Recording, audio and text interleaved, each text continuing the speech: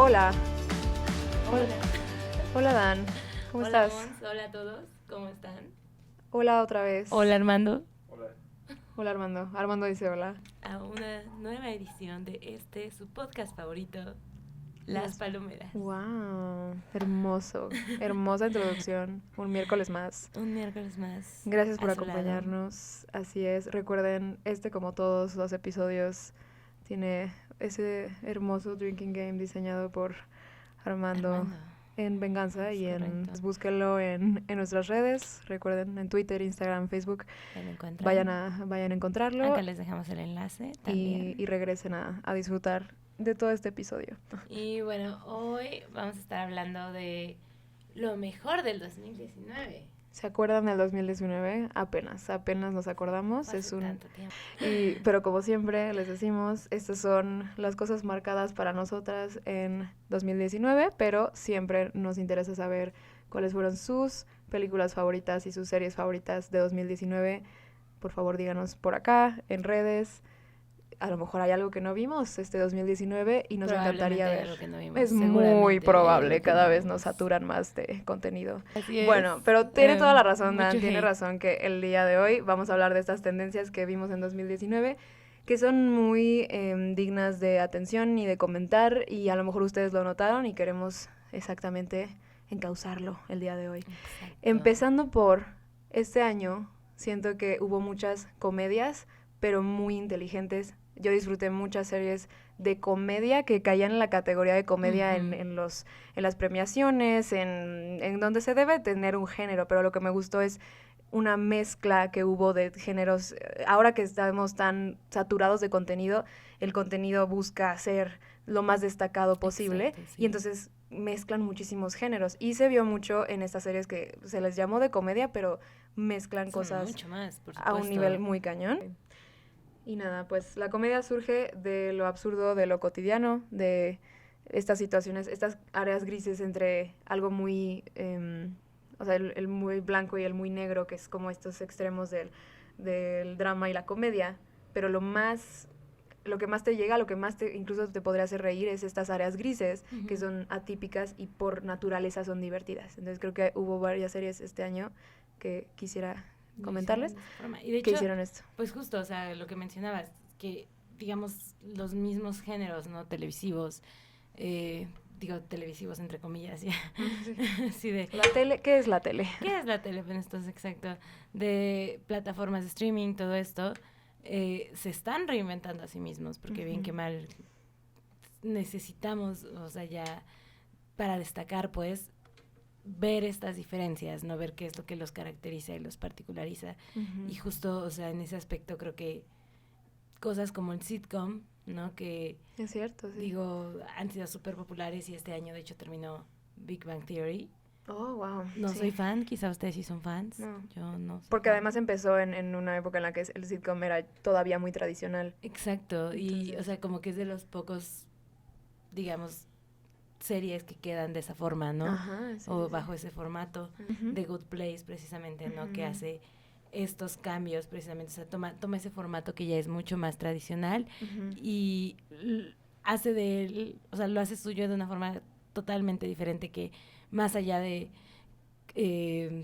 caer solamente en la situación particular del momento, ¿no? Sí. Tiene un arco narrativo, tiene plot twist, tiene una historia de la filosofía y del comportamiento humano muy, muy profunda, que de alguna forma es muy digerible. Sí, Es porque está en un difícil paquete de lograr sitcom eso. de 30 minutos en el que Exactamente. hay la introducción, el desarrollo y la conclusión en un capítulo, pero Ajá. finalmente te está mostrando, o sea, te está dando un mensaje mucho más profundo que las sitcoms tradicionales. Y hablando de esto, bueno, ya mencionaste The Good Place, que es un muy buen ejemplo y ya ahondaremos en eso. Para mí hubo 3 productos de comedia destacados este año.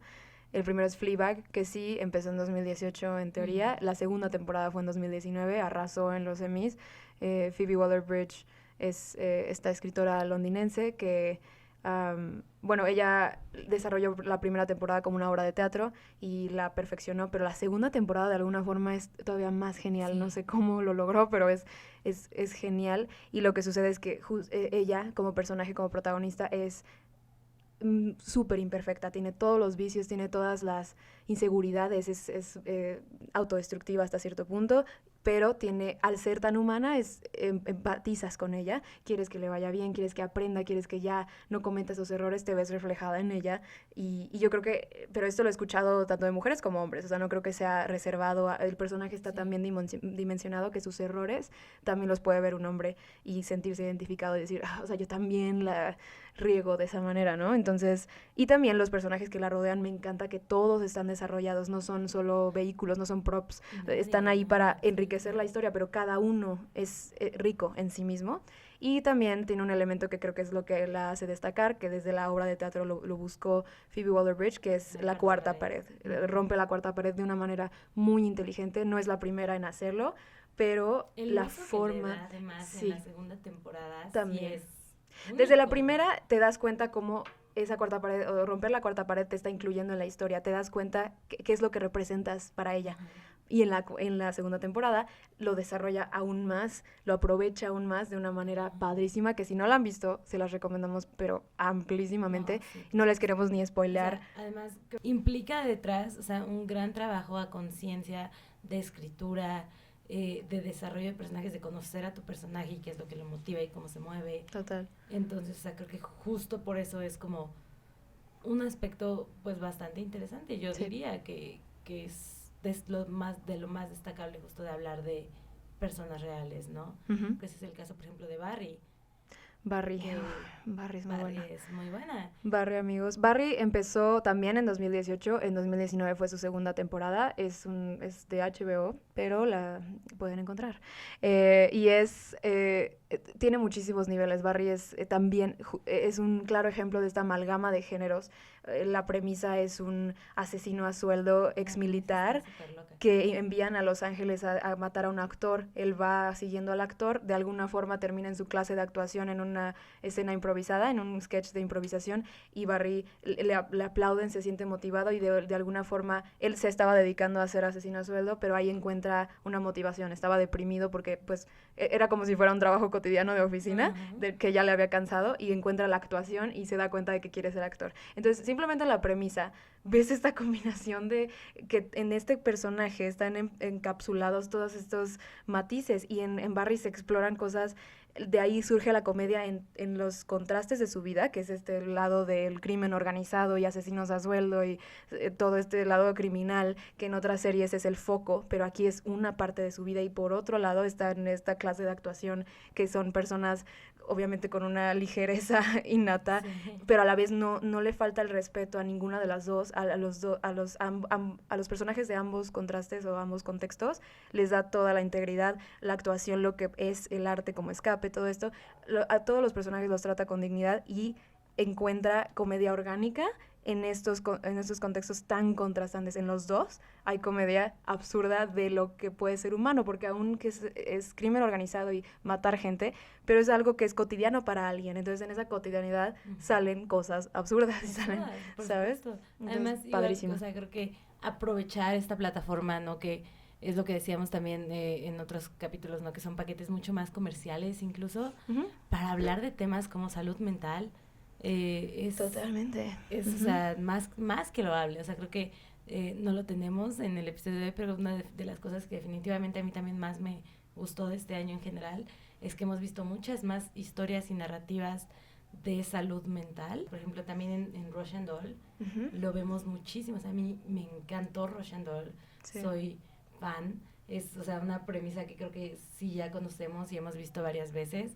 Es Día de la Marmota, combinada con Happy Death Day.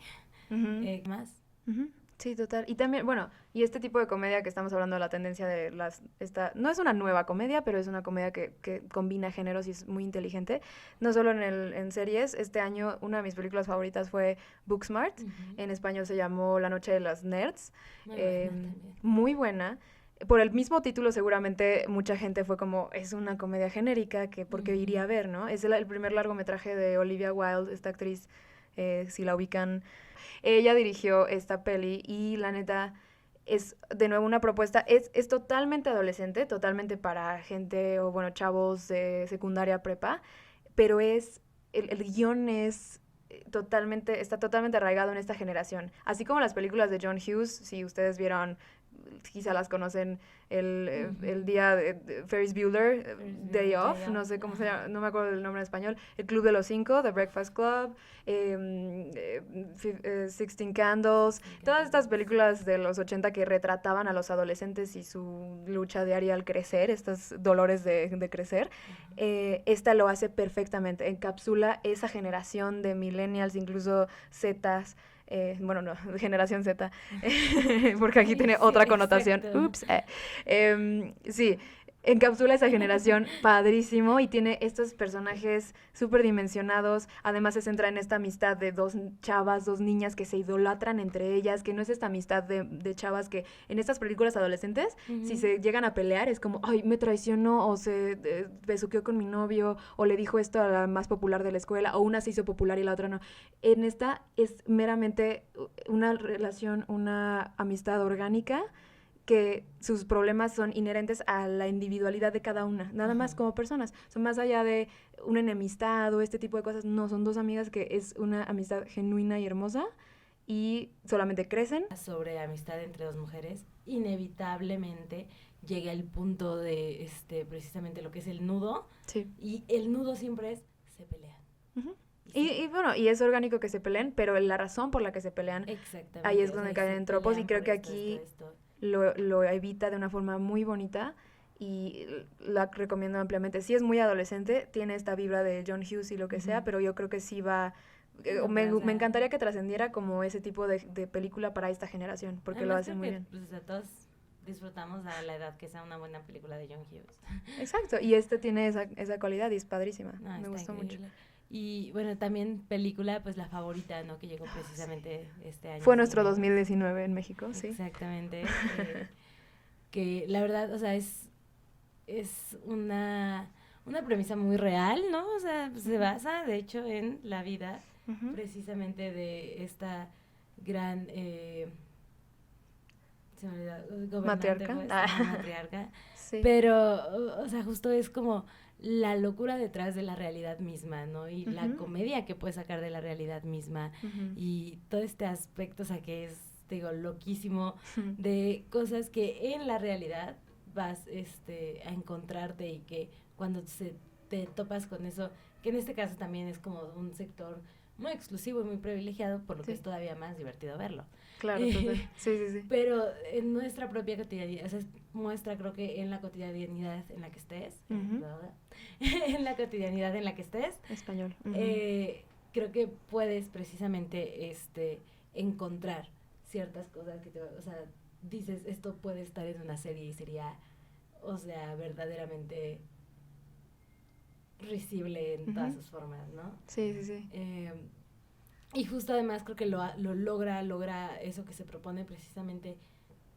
Otra cosa que a mí me gustó mucho del año fue el ver a mujeres, ¿sabes? Tanto frente a cámara como detrás de cámaras, el escuchar estas nuevas voces, estas voces incluso ya de mujeres que llevan años trabajando en la industria, como también Olivia Wilde, ¿no? Contando estas nuevas historias. Claro.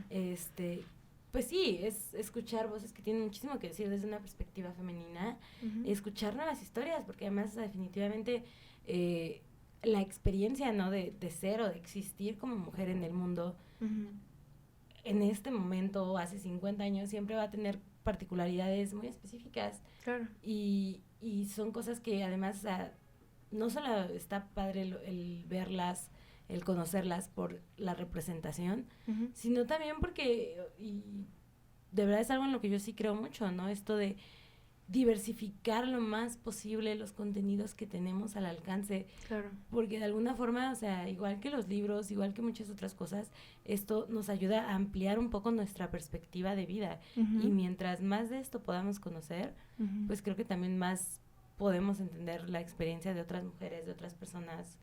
Y eso se me hace, o sea, honestamente increíble. Sí, claro. Y es tanto con personajes femeninos al centro, o sea, que sea una protagonista mujer, pero también el ver un protagonista hombre o incluso un grupo de hombres como protagonistas, pero con una mirada de una directora, es un enfoque diferente, con una sensibilidad distinta. Y obviamente la forma en que una mujer retrata a una mujer se siente mucho más real porque el artista no la juzga o no la pretende entender, solamente la retrata.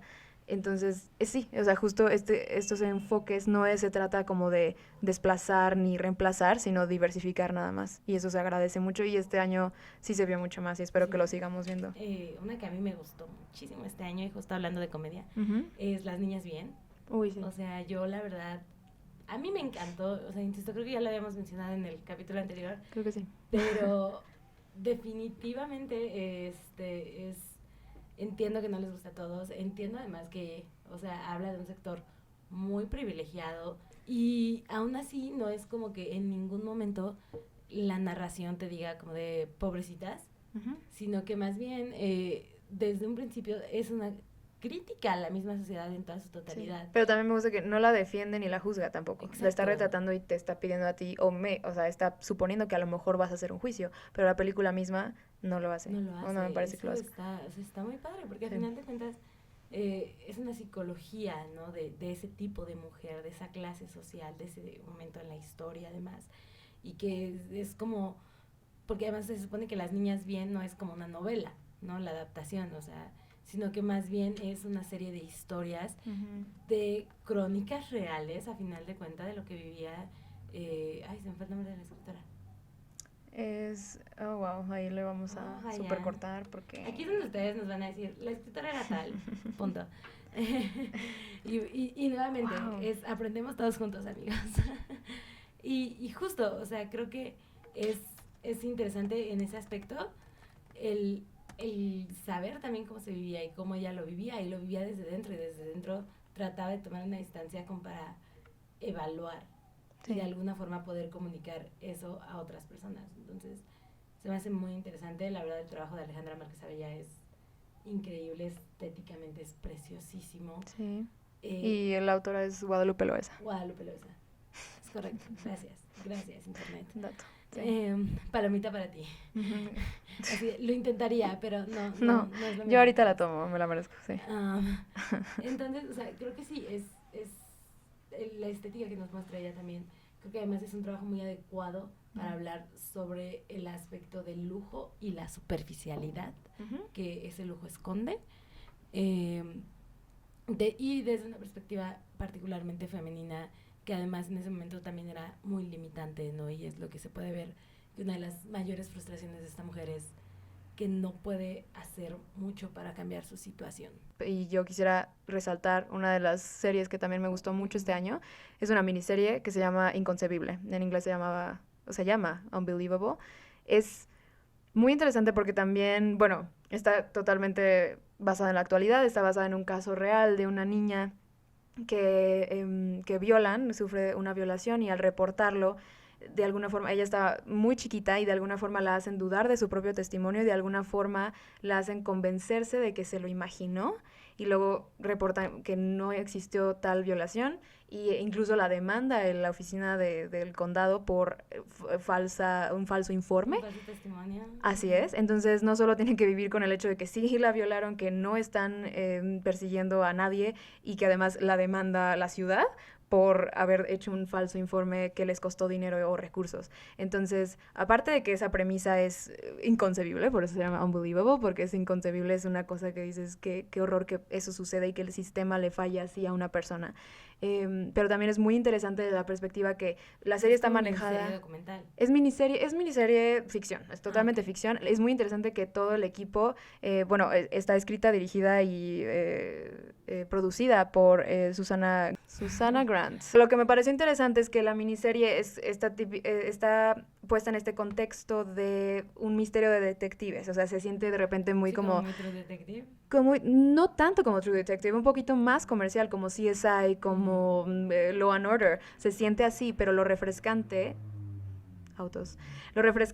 es que es un elenco total, o sea, la mayoría femenino, es Toni Collette y Mary Weaver, que son dos actrices excelentes, y lo que analiza, ahora lo que a mí me pareció rescatable es que ve la perspectiva de cómo una mujer detective, su rol en comparación con un hombre detective en la investigación de un crimen, es decir, desde el trato con las víctimas, desde su compromiso con la verdad y con resolver este caso, con la empatía que tienen con las víctimas y de verdad darles todo su esfuerzo y todos sus recursos para hacerlo, es muy interesante y sí lo contrastan, no de una manera como de que solo las mujeres podrían tener esta empatía, también hay hombres, o sea, también hay personajes masculinos en la narrativa que son solamente apoyan, son totalmente también empáticos, comprometidos, buenos en su trabajo, y los que no son también muy humanos, porque también todos la podemos regar, todos podemos tener un error de juicio y no los castiga tampoco.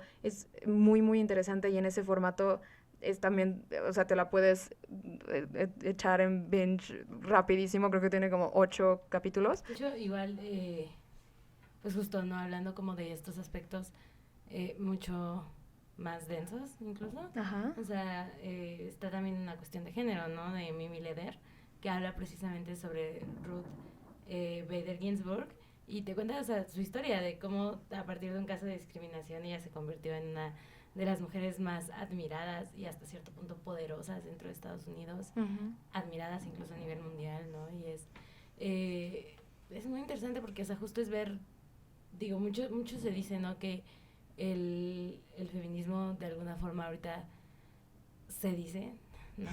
No sí. Tiene cabida ya, ¿no? Porque, o sea, ya lo logramos, ya estamos en esa utopía de igualdad y equidad, y sin embargo sigues teniendo mucha impunidad en casos de violación, sigues teniendo feminicidios, sigues teniendo discriminación en diferentes aspectos. Entonces, o sea, también es considerar que, por ejemplo, Ruth Bader Ginsburg es como, o sea, pertenece a un sector privilegiado y en ese momento incluso también lo era, ¿no? Sí. Entonces, sí. O sea, es eso, es ver todas las historias que hay, buenas, malas, pero todas desde una perspectiva femenina. Y, por ejemplo, también, como en ese tenor, está The Morning Show, que sí, la nueva de Jennifer Aniston, Reese Witherspoon, tiene un elenco increíble, la verdad. Sí, está muy fuerte el elenco, es verdad. Está muy fuerte, está muy bueno. Tiene tintes de comedia, tiene tintes de drama, tiene, o sea, la verdad, hasta misterio hay ahí. Sí. Muy un poco de thriller, pues. Entonces, quizá también a mí, o sea, creo que esa ha tenido como crítica mixta, ya sabes, como que no todos la aman, no todos la odian tampoco. Muchos dicen que solamente es como olvidable. La verdad, pero a mí en lo particular sí me gustó mucho.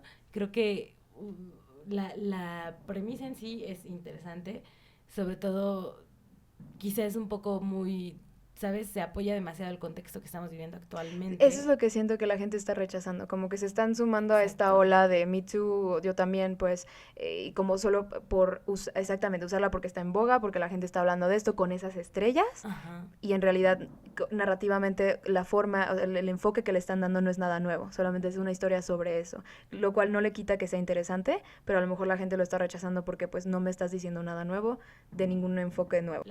Hubo muchos otros ejemplos de otras producciones de mujeres al frente y detrás de cámaras este año que vale la pena solo mencionar. Barda por Agnes, Retrato de una mujer en llamas, incluso Frozen 2 como una propuesta de Disney para niñas y niños, 2 mujeres fuertes como protagonistas. La secuela quizás se quedó corta, pero es igual muy loable lo que representa. Igual Los Ángeles de Charlie podría también entrar en esa categoría. Russian Doll, Fleabag, Booksmart, todas estas que ya mencionamos. Incluso, no todas son de directoras, ¿no? Algunos tienen directores.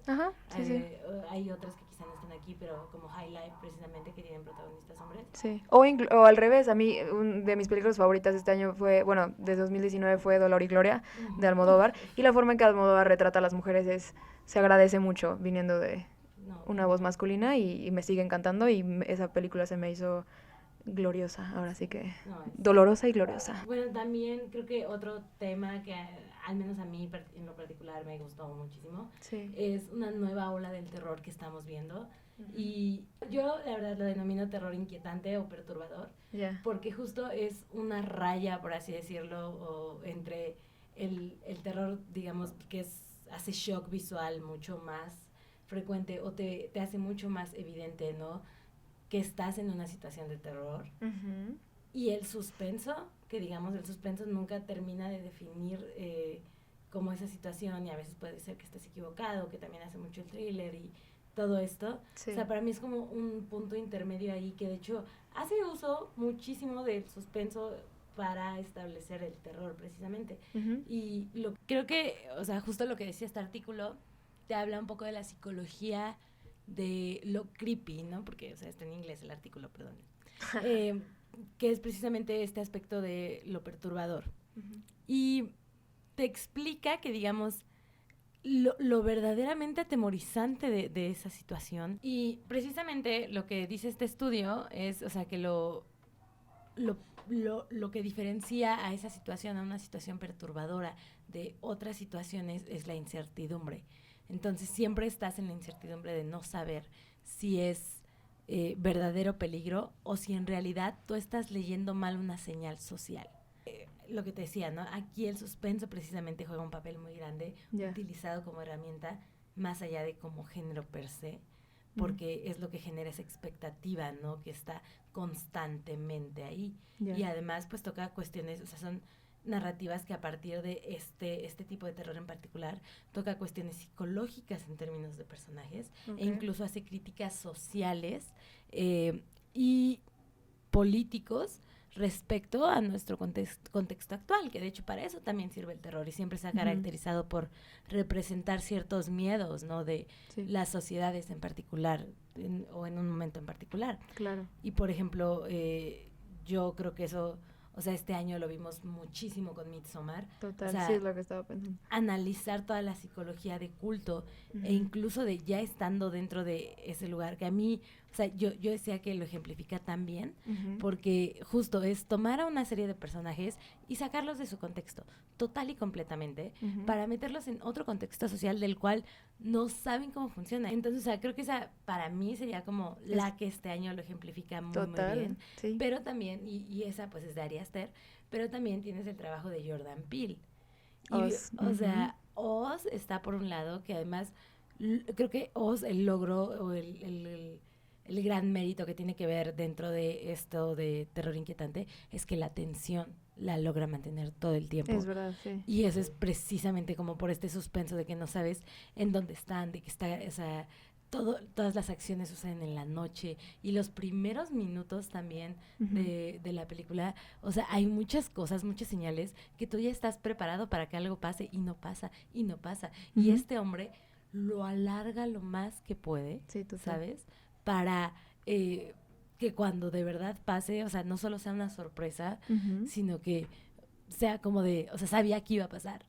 Sí. Estaba consciente, no es como que en algún punto no estuviera consciente. Sí. Y también traduce esos logros en la serie que sacó este año, que es The Twilight Zone. Sí, yo no la he visto, pero... El remake.